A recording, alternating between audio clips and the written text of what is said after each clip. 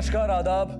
Crime petrol dial 100 के बाल सुरक्षा सप्ताह में आप सबका स्वागत है।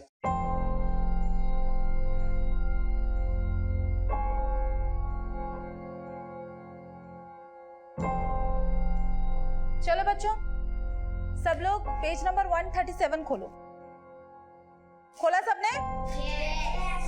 रिया, रिया, पेज नंबर 137 ओपन करो।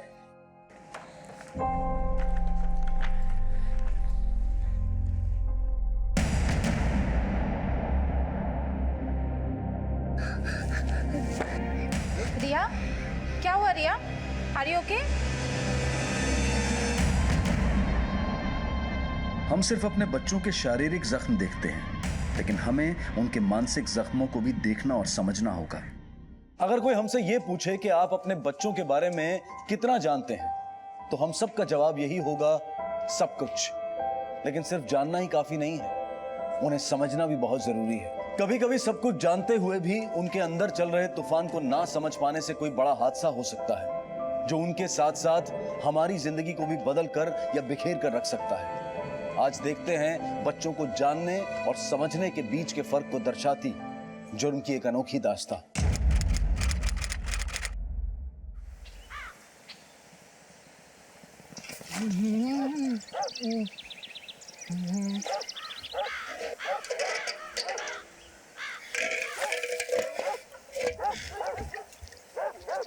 भाई, तुमने हमारी साइकिल का हैंडल तोड़ दिया।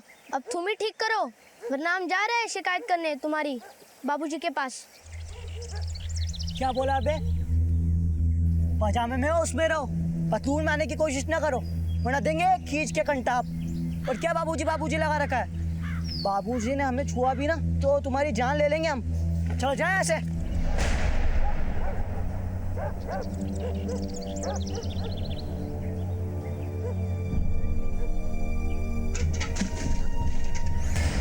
अरे भोला, अभी तक तू स्कूल नहीं गया है? ये कहाँ मिला तुमको?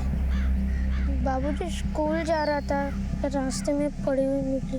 ये जाता है कहाँ है? ऐसा ही गांव में मचान हो रहा है और तू ये लेकर घूम रहे है? हाँ हाँ, जल्दी से दबा दबा दे, दबा दे।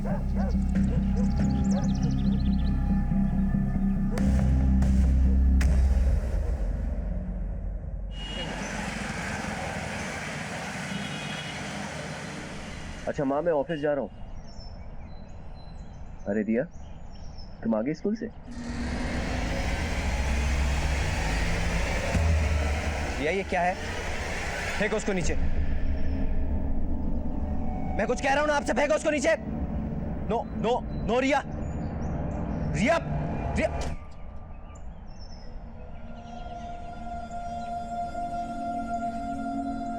रिया,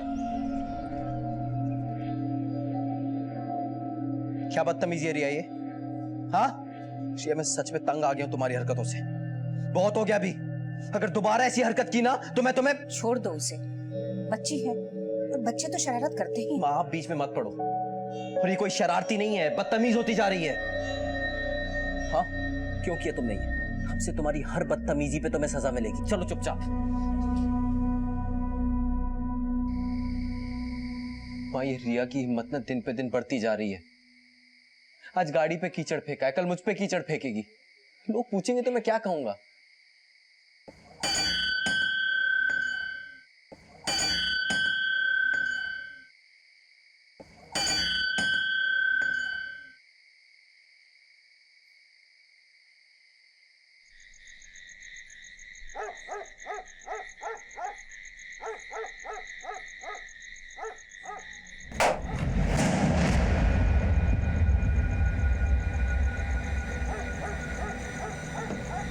कौन है? कौन है? कौन है?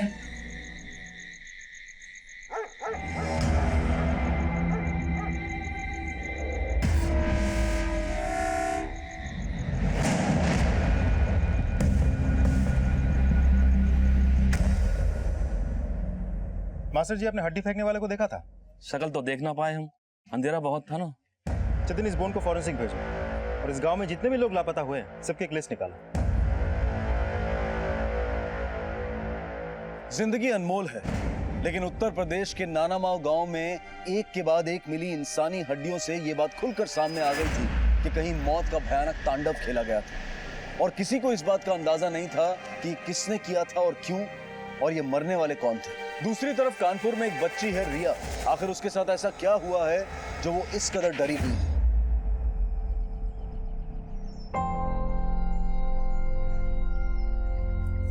हो गया बेटा, दिखाओ।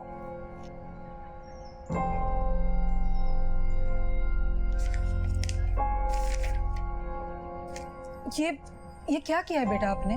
क्यों किया ये? बोलो बेटा, क्यों सारी बुक खराब कर दी आपने? प्रेरणा आंटी ने मुझे आपकी ये बुक दिखाई। क्या है रिया ये सब? क्यों किया तुमने ये? पढ़ाई में मन लगाने के बजाय तुम अपनी बुक्स की ये हालत कर रही हो।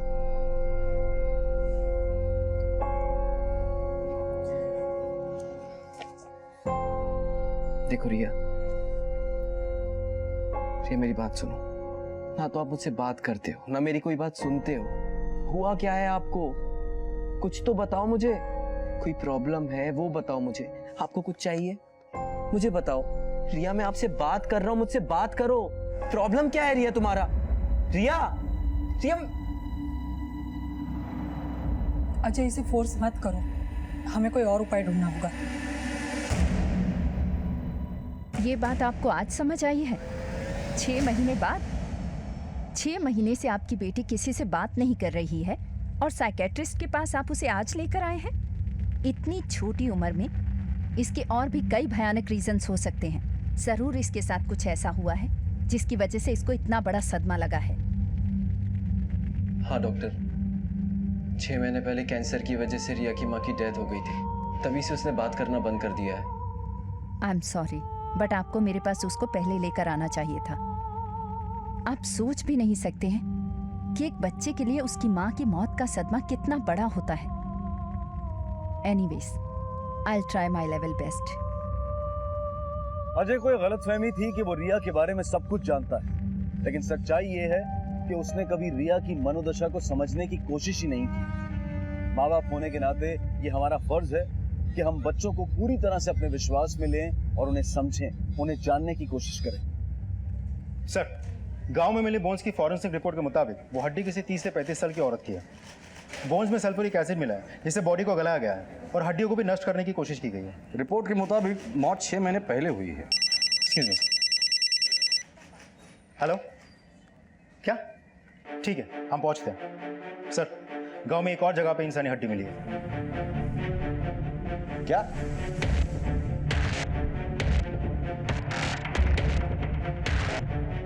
बेटा, ये हड्डियां कहाँ मिली थी तुम्हें?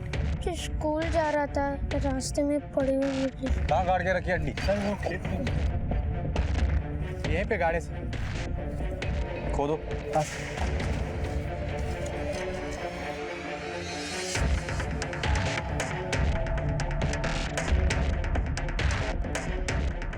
साहब, हमें तो लग रहा है कोई काला जादू कर रहा है।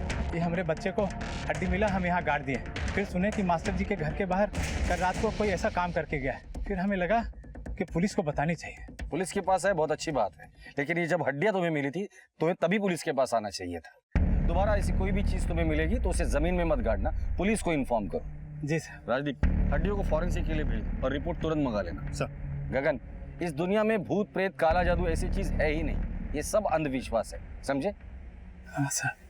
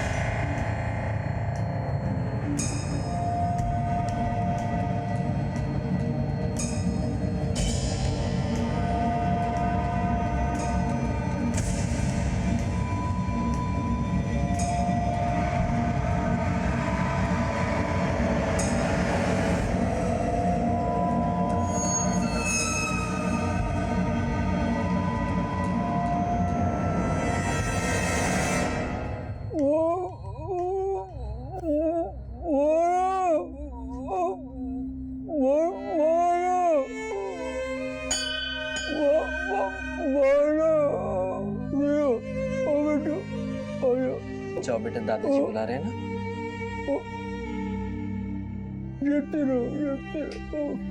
पढ़ाई पे ध्यान दो, पढ़ाई पे। चल आ जाओ।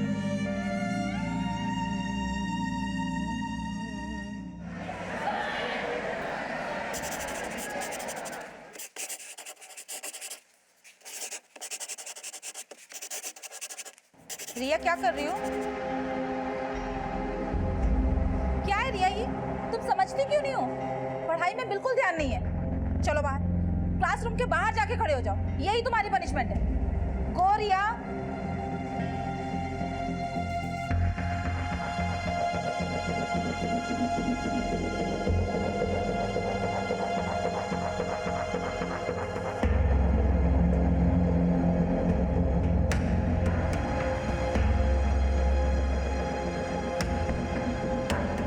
लास्ट ईयर हमारे स्कूल का कानपुर में सबसे बढ़िया रिजल्ट था। जी सर। उसे मेंटेन कीजिए। जी सर। और एक एक बच्चे पे ध्यान दीजिए। बिल्कुल। ओके।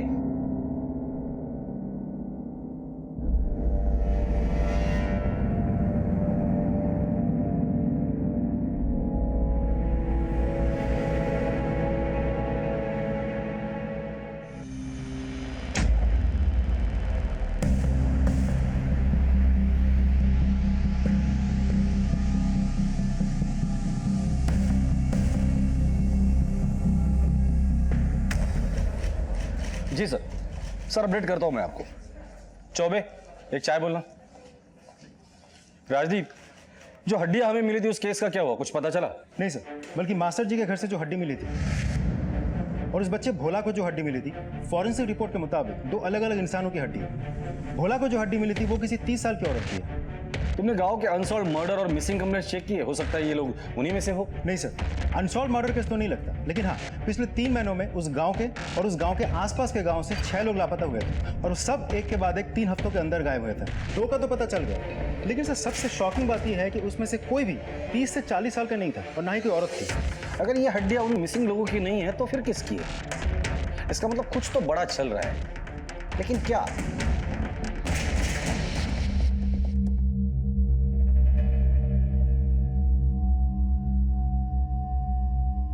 आप क्या बात कर रही है? क्लासरूम के बाहर से रिया कहाँ जा सकती है? आप जाके देखिए, स्कूल में ही होगी। सर वो दिख ही नहीं रही। मैंने तो बस उसे क्लासरूम के बाहर खड़े होने के लिए बोला था। सर मैंने पूरा स्कूल देख लिया, रिया कहीं भी नहीं मिली।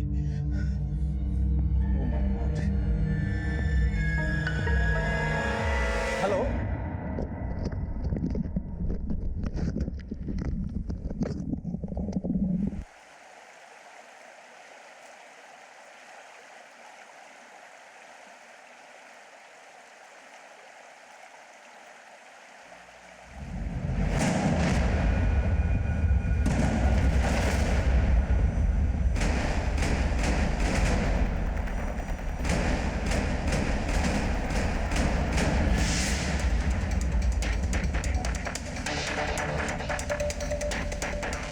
दो बातें। इतनी सारी हड्डियां एक इंसान की नहीं हो सकती और ये किसी जानवर का भी काम नहीं है। जो कोई भी ये सब कर रहा है ना, उसने इंसान की कीमत गाजर मूली से भी कम लगाई है। नदीम। जी सर। हड्डियों को फॉरेंसिक के लिए भेज दो। जी सर।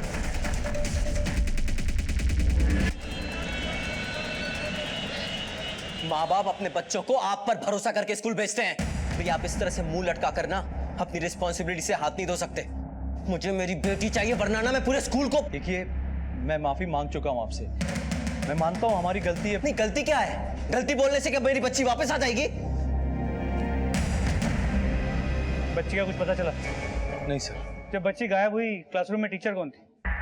सर उस वक्त क्लासरूम में मैं थी। बच्ची क्लासरूम से निकली कैसे? मैंने ही उसे पनिशमेंट देकर क्लासरूम के बाहर खड़ा किया था, पर जैसे ही 10-15 पे मेरी क्लास खत्म हुई तो मैंने देखा रिया वहाँ पर नहीं थी। सर ये पहला ही केस है, आज तक हमारे स्कूल में ऐसा कभी नहीं हुआ। बहुत अच्छी रेपुटेशन है हमारी। केस पहला है या आखिरी, हम बाद में देखेंगे। इतना बड़ा स्कूल है, सीसीटीवी कैमरा तो होंगे ना? Yes sir. सुबह 10 बजे की बात की फुटेज दिखाइए। आइए सर।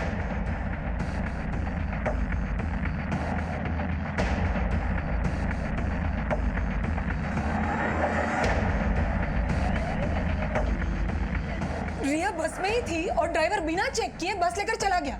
इतने लापरवाह कैसे हो सकते हो आप लोग? रिलैक्स, आप शांत हो जाइए। आपकी बच्ची मिल जाएगी। हमें इतना तो पता चल गया बच्ची स्कूल के बाद निकली कैसे। सर एक्चुअली ये रिया की माँ नहीं है, ये हमारी फैमिली फ्रेंड है, बचपन से रिया को जानती है, इसे ट्यूशन भी पढ़ाती है।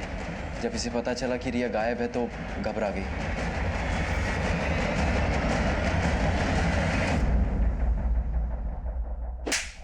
बच्ची कहाँ है? कहाँ रखा है तूने उसे? साहब मुझे पता ही नहीं था रिया बस में।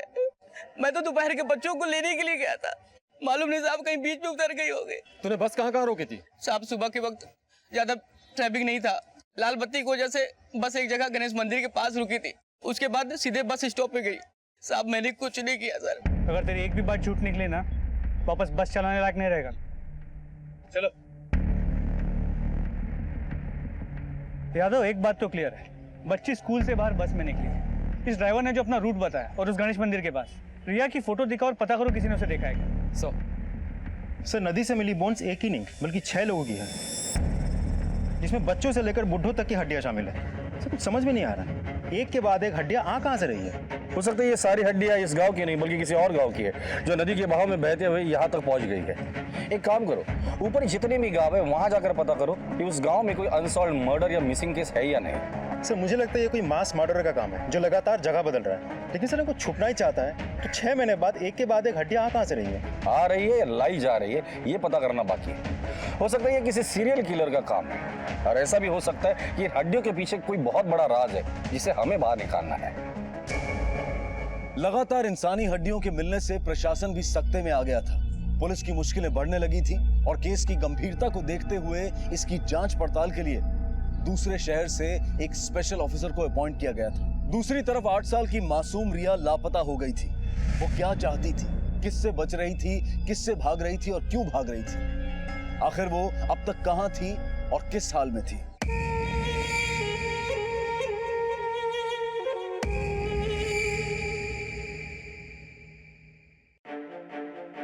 पुलिस बस के रूट पर रिया की तलाश कर रही थी, पर उनके हाथ निराशा ही लगी।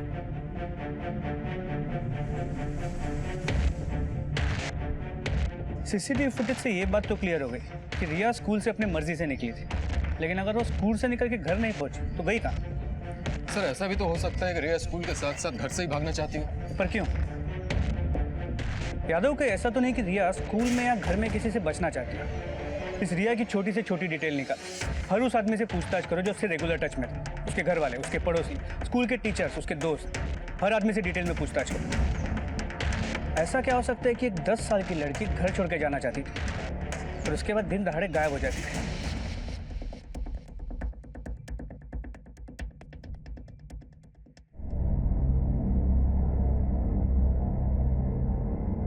अजय प्लीज संभालो अपने आप को, रिया मिल जाएगी। तुम्हारे ऐसे उदास होने से वो वापस नहीं आएगी। मेरी गलती है, ये सब कुछ मेरी वजह से हुआ है। एक अच्छा बाप नहीं बन पाया।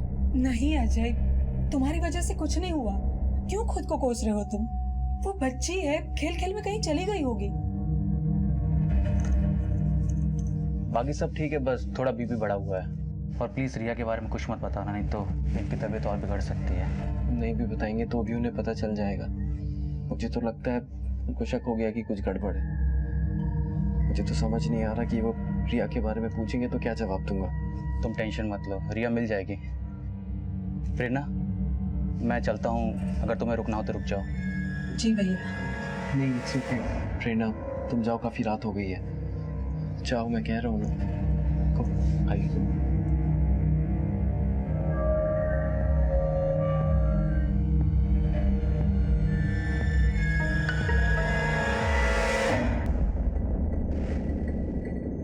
सर इंक्वायरी में पता चला है कि पास के दायपुर गांव से 9 महीने पहले 4 लोग गायब हुए थे। इसके बारे में अभी तक कोई खबर नहीं मिली। राजदीप, ये इत्तेफाक नहीं हो सकता। इन 4 लोगों के एड्रेसेस है। सर हाँ साहब, बाबूजी उस दिन अस्पताल गए थे, उसके बाद घर लौट के नहीं आए।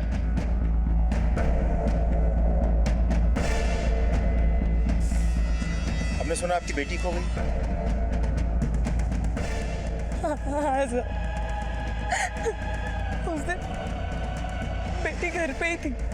मैं पानी लाने बाहर गई थी और लौट के देखा तो बच्ची घर पे नहीं थी साहब।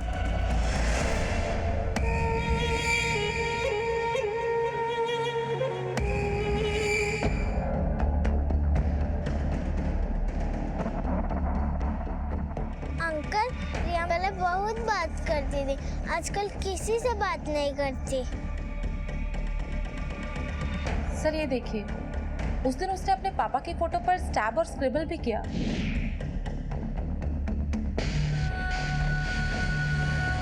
ये क्या कर रहे हो आप?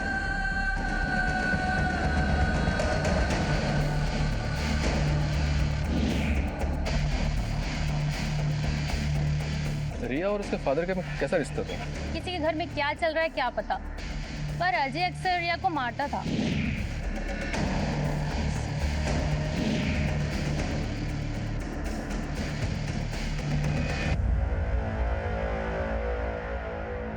लो बेटा, प्रसाद खा लो, बाबा का प्रसाद है, सब कुछ ठीक हो जाएगा। देखना, रिया भी मिल जाएगी।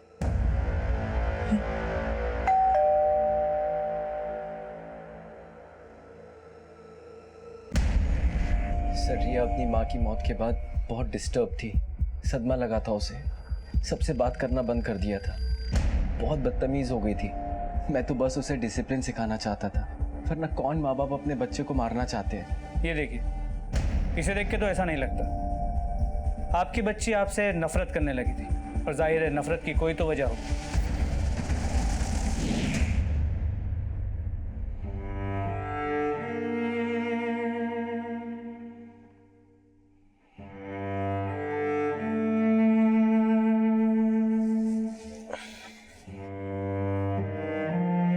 मम्मी की याद आ रही है?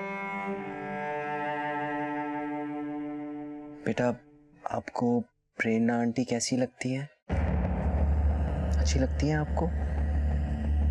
बेटा अगर प्रेरणा आंटी आपको पसंद है तो उनको आपकी मम्मी बना दे।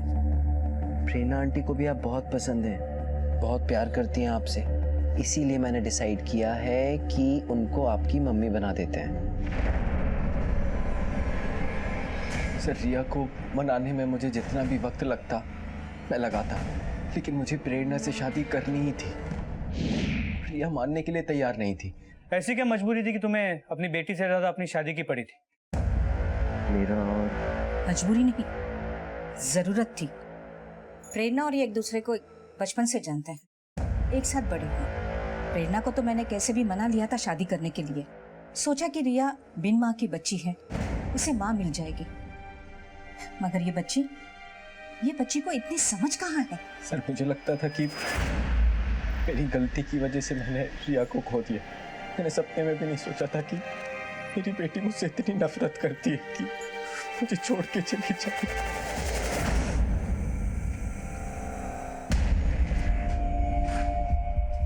यादव, इस अजय के आंसू मगरमच्छ के आंसू। बीवी को मरे सिर्फ 6 महीने हुए हैं और ये फिर से शादी करने चला है। लगता है कि ये प्यार बड़ा पुराना है, और रिया शायद रास्ते में आ रही थी, इसीलिए रिया को रास्ते से हटा दिया। सर ये भी तो हो सकता है कि प्रेरणा ने कंडीशन रखा हो अजय के सामने कि जब तक रिया उनके बीच में है वो शादी नहीं कर सकती, इसलिए अजय ने रिया को गायब किया हो। या सर फिर ये भी हो सकता है कि प्रेरणा ने खुद रिया को गायब किया हो। पॉसिबल तो है। अजय और प्रेरणा दोनों के कॉल रिकॉर्ड्स निकालो। देखो जब रिया गायब हुई थी ये दोनों का देखते हैं इनमें से किसी एक ने रिया को गायब किया है या फिर दोनों ने मिलकर।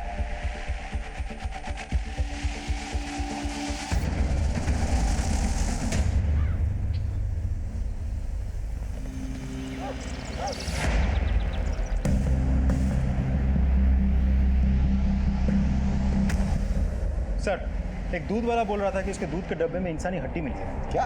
Yes sir. दूध के डिब्बे में हड्डी? राजदीप, पहले हमें हड्डी मिली थी सरा में, फिर नाना मोह में, और फिर दायपुर में।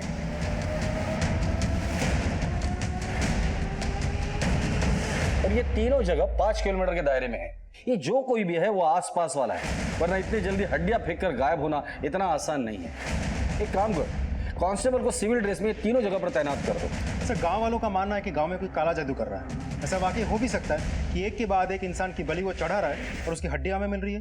नहीं राजदीप, जितने भी हमने ब्लैक मैजिक के केसेस देखे हैं उसमें इंसान की बलि चढ़ाई जाती है, लेकिन उसकी डेड बॉडी हमें मिली है और यहाँ सिर्फ हड्डियां मिल रही है। फिर भी ये भी एंगल चेक करके देखते हैं कौन है जो जिंदा इंसानों की बलि चढ़ाकर खुद की मुक्ति का रास्ता तैयार कर रहा है। सर सारा गांव काला जादू टोने टोटने का गढ़ है और काला जादू करने वाला सबसे बड़ा आदमी है राम नाम।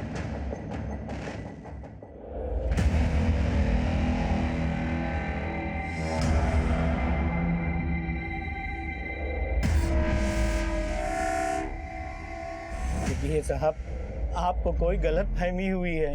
हम तो लोगों की मदद करते हैं, ये सब हड्डियों से हमारा कोई लेना देना नहीं। गाड़ी में बिठाई इसको। साहब मैंने तो लॉकअप में चल, साहब वहाँ ही खोलेगा। साहब हम राजदीप, अगर ये तांत्रिक सच बोल रहा है तो ये सब कर कौन रहा है? वो और लोगों को मारे इसके पहले उसे दबोचना होगा और पता करना होगा ये सब क्यों कर रहा है और किस लिए कर रहा है। सर, पुलिस का हर तीर निशाने से चूक रहा था। तमाम कोशिशों के बावजूद न मंजिल हाथ लग रही थी और न ही उम्मीद। कौन था, किसने मारा था और उसका मकसद क्या था? दूसरी तरफ गुमशुदा रिया अब तक घर नहीं लौटी थी। क्यों? जब हम बच्चों के लिए घर का माहौल तंग कर देते हैं तो बच्चे बाहर का रास्ता ढूंढ लेते हैं और कभी कभी वो रास्ता खतरे को दावत दे सकता है। पुलिस ने काला जादू का गढ़ माने जाने वाले सरहा गांव और आसपास के सभी गांवों को टटोलना शुरू किया। मुझसे गलती हो गई थी, अपने आप को रोक नहीं पाया था उस रात। जो हुआ वो नहीं होना चाहिए था। मैं ये शादी अभी पोस्टपोन करना चाहता हूँ, जब तक रिया नहीं मिल जाती। ये भी कोई बोलने वाली बात है अजय? रिया गायब है, कहाँ है, किस हाल में है, ये सब सोचना छोड़ के मैं अपनी शादी के बारे में सोच रही हूँ। इतनी सेल्फिश नहीं हूँ मैं। तुम बिल्कुल फिक्र मत करो अजय, मैं भी यही कहने वाली थी कि अभी शादी पोस्टपोन कर देते हैं। तुम रिया के बारे में सोचो। थैंक यू सो मच प्रेरणा।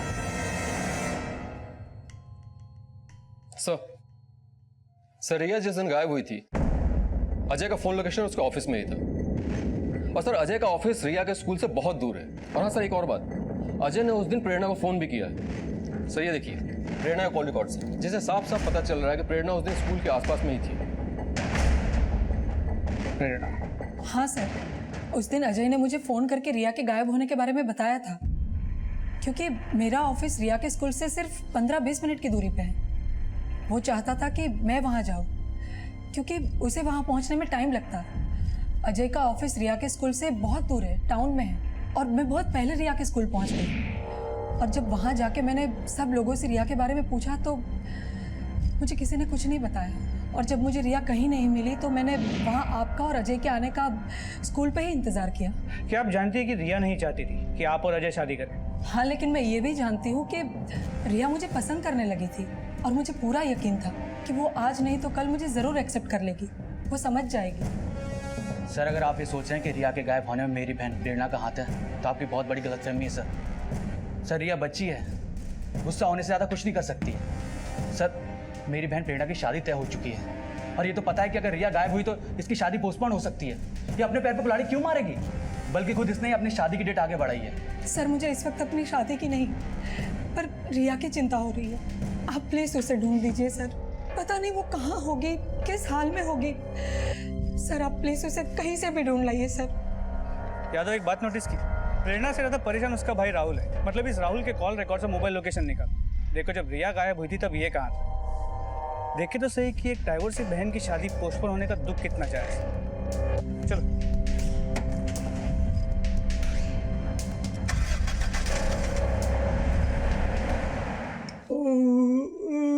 क्यों रे अजय, तू शादी नहीं करना चाहता? अरे शादी नहीं तो कम से कम सगाई करनी थी। देख, प्रेरणा जैसी लड़की तुम्हें वापस नहीं मिलेगी। उसे ऐसे ही जाने मत दे, उसे रोक लो। दिमाग खराब है आपका? रिया गायब है और आपको मेरी शादी की पड़ी है। जब तक रिया नहीं मिल जाती मैं कुछ नहीं करूंगा। तूने कुछ गलत किया है ना रिया के साथ, ताकि इसकी शादी हो जाए प्रेरणा के साथ। रिया होती तो ऐसा नहीं होने देती। पापा आप शांत हो जाइए, शांत हो जाइए। हाँ, मैं शादी करवाना चाहती थी। मुझे घर में बहू चाहिए किसी भी कीमत पर, क्योंकि मुझसे घर की देखरेख नहीं हो पा रही है। और रिया से भी मैं नाराज थी, क्योंकि रिया की वजह से ये शादी में देरी हो रही थी। अरे मैं तो अपने बेटे का भला चाहती थी, और ऐसे कैसे आप कह सकते हैं कि मैं रिया के साथ कुछ भी कर सकती हूँ? रोज जप तप करती थी ताकि माता रानी रिया को शादी करने के लिए हाँ करवा देगी। रिया का भी भला चाहती थी मैं, कि उसे भी माँ मिल जाए। और हाँ, रिया से आपकी पोती नहीं, हमारी भी पोती है।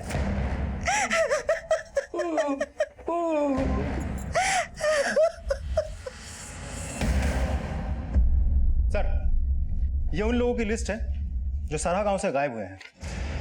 और ये देखिए सर, ये पांचों लोग 6 महीने पहले 3 दिन के अंदर गायब हुए हैं। सरहा पुलिस इन्हें ढूंढ निकालने की बहुत कोशिश कर रही है, लेकिन कोई कामयाबी हाथ नहीं लगी। किसी एक का भी सुराग नहीं मिला। मुझे लगता है हमें इनके फैमिली से बात करनी होगी। ये लोग कब, कैसे और कहाँ गायब हुए।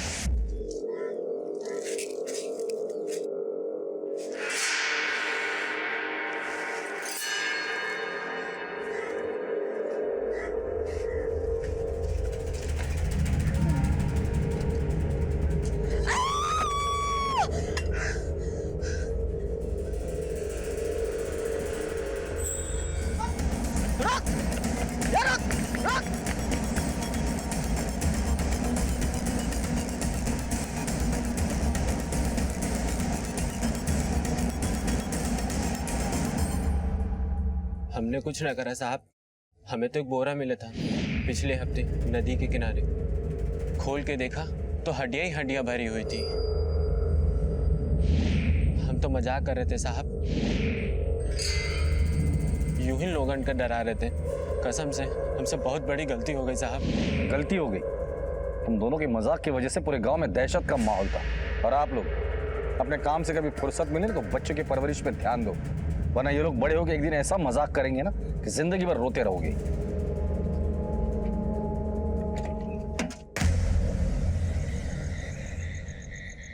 अक्कड़ बक्कड़ बम्बे बो 80 90 पूरे 100।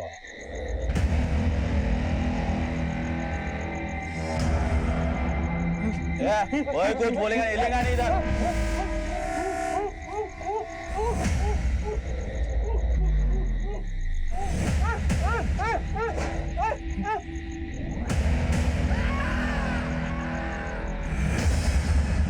वही दिन हमार मुन्ना खेलत खेलत भीड़ा में निकल गए। वही के साथ कोनो बच्ची भी रही। वो बच्ची तो वापस आई गई साहब, पर हमार मुन्ना कब तक कोनो पता नहीं लगा। आपने कहा आपके बेटे के साथ कोई लड़की भी वहां गई थी? हाँ साहब, वही का चक्कर में तो मुन्ना भी गया साहब। भूत प्रेत का साया है वहाँ, जो गया लौट के नहीं आया दोबारा।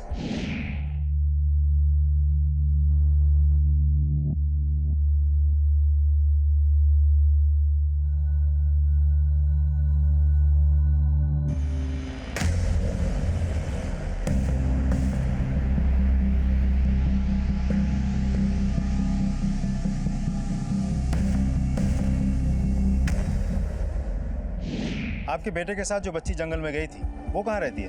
कानपुर में। वही के पिताजी का नाम अजय तिवारी है। वैसे उस जंगल में है क्या? साहब वो जंगल में कुछ तो पक्का है। ऐसे चीखे चिल्लावे के आवाज आवत है मानो करेजा मुंह में आई जाए, पर अंदर जाए के देखे कि केहू के हिम्मत नहीं है।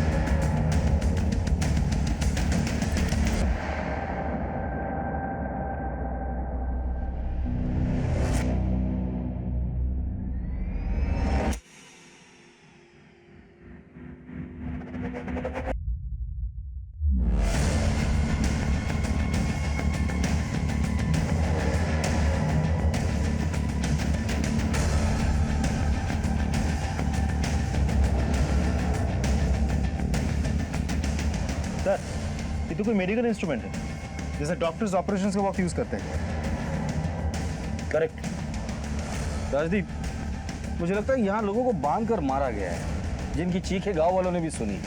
ये खून सूखा हुआ है, इसका मतलब ये जो भूत प्रेत है उसने अपना अड्डा बदल दिया है। फॉरेंसिक वाले को बोला कि ये ब्लड सैंपल्स जमा करने के लिए बोल देना। सर जंगल की इस झोपड़ी में कोई ब्लैक मैजिक नहीं हुआ है, नरसंहार हुआ है सर, बहुत बड़ी मात्रा में। और ये नरसंहार अब शायद किसी और जगह पे चल रहा है। राजदीप, जितने भी लोग गायब हुए थे वो गायब होने से पहले डॉक्टर के पास गए। हो सकता है इन लोगों का गायब होने से पहले डॉक्टर के पास जाना और इस घर में हमें डॉक्टर की ब्लेड मिलना हमारे लिए कोई इशारा हो। टीम को तफ्तीश में लगा, तब तक हम लोग कानपुर जाकर आते हैं उस लड़की से मिलते जो मुन्ना के साथ जंगल में गई थी और जिंदा वापस आई थी।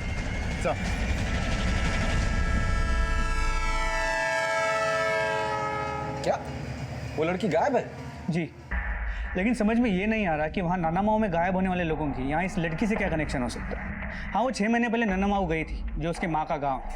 और अजय ने कहा था कि उसकी बीवी अपने आखिरी दिन अपने माँ बाप के साथ गुजारना चाहती है। सर नहीं, ऐसा तो नहीं कि रिया ने उस दिन जंगल में किसी को देख लिया हो, या फिर ऐसा कुछ देख लिया हो जो उसे नहीं देखना चाहिए था। क्योंकि खेलते हुए जंगल में बच्चे जहाँ पहुँचे थे वहाँ से हमें सिर्फ कंकाल ही नहीं, बहुत सारे हड्डियों की ढेर भी मिली थी। ऐसा भी हो सकता है कि ये बच्ची रिया इस जुर्म की चश्मदीद गवाह हो और इसीलिए उसे गायब कर दिया। इस रिया के केस के इन्वेस्टिगेशन में एक बात सामने आई थी। सर एक मिनट मैं आपको कुछ दिखाता हूँ। ये देखिए सर, रिया ने अपने इस पूरी बुक में जितने भी स्केलेटन के डायग्राम्स हैं उन सबको ऐसे ही ब्लैक किया हुआ है। हो सकता है उसने वहाँ ऐसा कुछ देखा हो जिसकी वजह से वो सदमे में चली गई। लेकिन मुझे sir, excuse me, head constable Nadeem का फोन। देखो सर। हाँ नदीम बोलो। सर हमें दयपुर और सरा से जो लापता हुए लोगों की फैमिली से बात की तो हमें पता चला है कि वो लोग कोई मेडिकल कैंप या सरा के हॉस्पिटल गए थे। और नानामाऊ से गायब हुए लोग, क्या वो लोग भी डॉक्टर के पास या फ्री मेडिकल कैंप गए थे? जी सर, यहाँ नानामाऊ में भी एक फ्री मेडिकल कैंप लगा था, किसी दिव्य ज्योत NGO ने उसे ऑर्गेनाइज किया था। ठीक है, थैंक्स नदीम।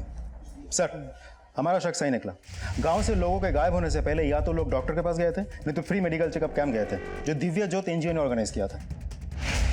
क्या आपको पता है कि हाल फिलहाल में रिया कभी किसी डॉक्टर के पास गई थी या नहीं गई थी, या इस केस से रिलेटेड कोई भी इंफॉर्मेशन आपके पास है? जी, एक डॉक्टर है राहुल, जो अजय और रिया का नेबर है और उनका फैमिली डॉक्टर भी। इस राहुल की एक बहन है प्रेरणा, जिस पे हमें पहले शक था, लेकिन इन्वेस्टिगेशन में वो बिल्कुल क्लीन निकली।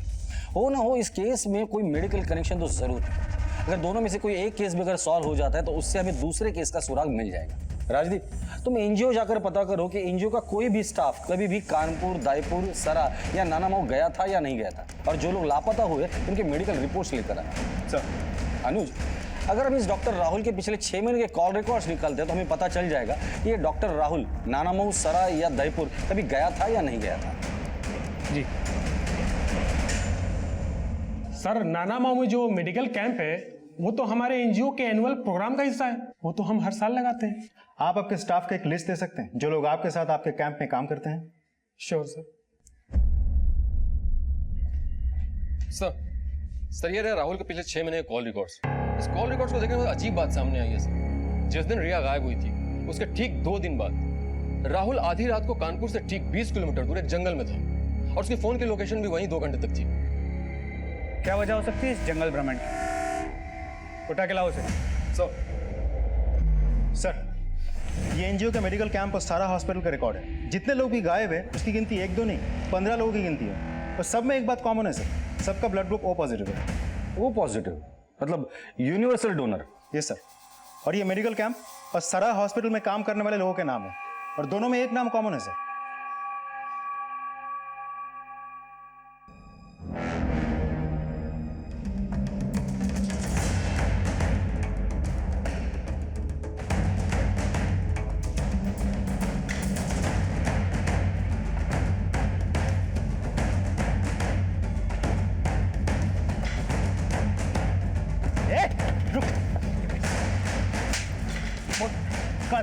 कहाँ जा रहा था? डॉक्टर कहाँ है? हाँ? तो पुलिस स्टेशन ले जाके मार मार के तेरा वो हाल करूंगा ना कि कोई भी डॉक्टर तेरा इलाज नहीं कर पाएगा। बता कहाँ है वो? बताता हूँ। तो डॉक्टर साहब, आधी रात को आप जंगल में से कौन से पेशेंट को देखने गए थे जो इतना बीमार था कि लौटने में सुबह हो गई? सर वो मैं शराब पीने जंगल में गया था। आधी रात को शहर से इतने दूर अकेले जंगल में शराब पीने के लिए? यूपी तो कोई ड्राई स्टेट है नहीं कि शराब पीने के लिए जंगल जाना पड़े। सर अकेला नहीं था, दोस्त था साथ में। दोस्त का नाम बताओ, नंबर दो। सर वो आउट ऑफ इंडिया चला गया और उसका नया नंबर नहीं है मेरे पास। नंबर नहीं है? हाँ यादव, बॉडी मिल गई। गुड। सर देख, हमें रिया की बॉडी मिल गई, वहीं से जहां तू जंगल में शराब पीने गया था। अब तू खुद से सच बताएगा या तेरा ट्रीटमेंट शुरू कर दूं? सर मैंने रिया की बॉडी वहां दफनाई थी।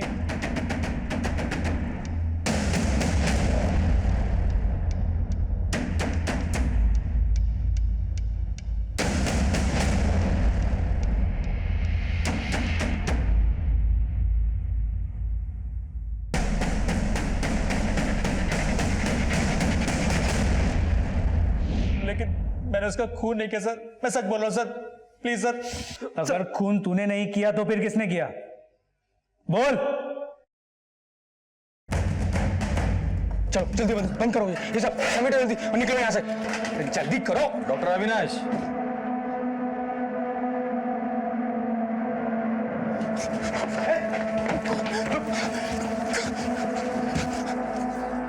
भागना है तुम्हें? भागो, जा। अब मैं तेरा ऑपरेशन शुरू करूं इसके पहले अपना मुंह खोल दे, बोल। सर मुझे पता था कि गांव में किस किस का ब्लड ग्रुप ओ पॉजिटिव है। मैंने अपने एसोसिएट के साथ मिलकर उन लोगों को किडनैप किया और उनके बॉडी के पार्ट्स निकालकर बेच दिए थे। सर हम एक गांव से दूसरे गांव में मूव करते रहते थे ताकि कोई हमें पकड़ ना सके। और सर हमने इस सराह के जंगलों में काले कपड़े वाली गुड़िया और नींबू मिर्ची लगाए थे ताकि गांव वाले उसे देखकर डरें और जंगल में ना आए और हम आसानी से अपने उस घर में अपना सर्जरी कर सकें। इसे जानते हो? इसका नाम रिया है। सच सच बता, किसने मारा इसे?